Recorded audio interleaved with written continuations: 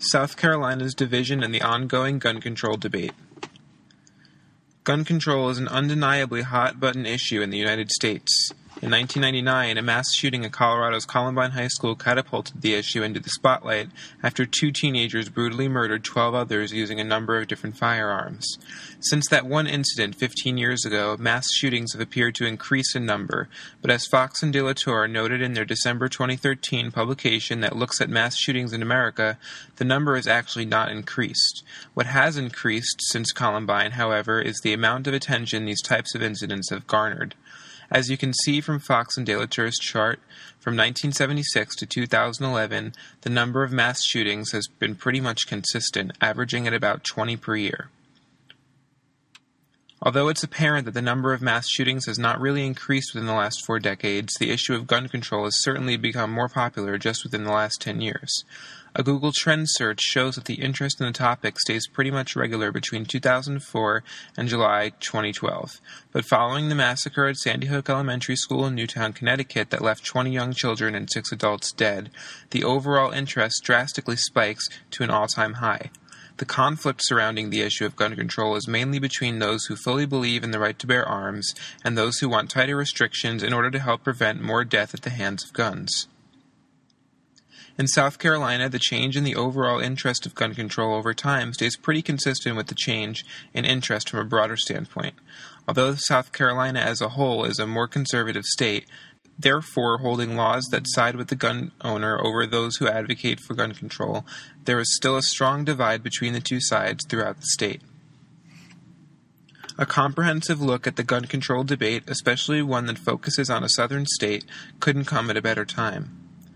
A 2013 study by O'Brien, Forrest, Linnott, and Daly showed that since the December 2012 Sandy Hook shooting, the issue of gun control has become more popular, and race-related issues proved to correlate with the issue of gun control. The study found that for each 1-point increase in symbolic racism, there was a 50% increase in having a gun at home. It determined that symbolic racism was related to opposition to gun control. South Carolina has continued to struggle with the issue of racism in the years since the Civil Rights Act, so finding an overall correlation between racism and gun control makes the debate that much more pertinent in a southern state like South Carolina.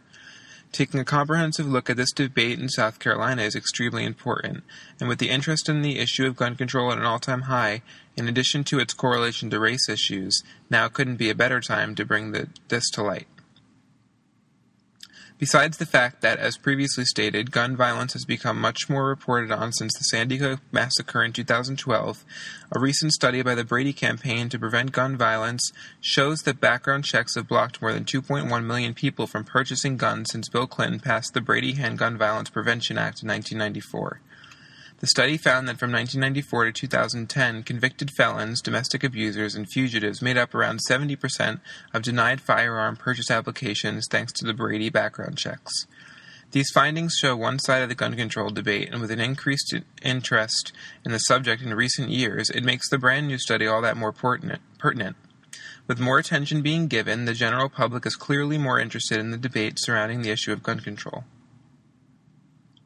This story will focus on showing all sides of the gun control debate. By interviewing both pro-gun and gun control advocates, as well as families of victims of gun violence with various opinions on the issue, people will be able to see how gun violence affects real people and how there are a number of different perspectives with this issue. Getting first-hand accounts will provide a human element, and by interviewing people in South Carolina as well as others who are part of the national discussion, I will be able to ensure that the issue is presented fairly and specifically. One of my interview subjects will be, as of now, Ed Keller. Keller is currently the director of Grassroots South Carolina, a gun rights organization seeking to protect the Second Amendment right to bear arms.